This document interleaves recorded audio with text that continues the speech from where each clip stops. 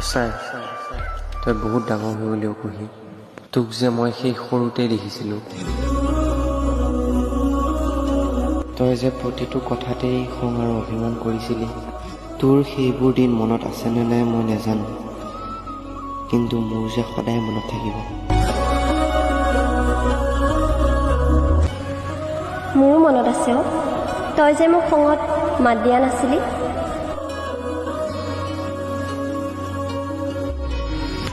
ময়ো জানো তোৰ যে সেই খংটোৰ আঁৰত মৰম ভাল পোৱাবোৰ সোমাই আছে।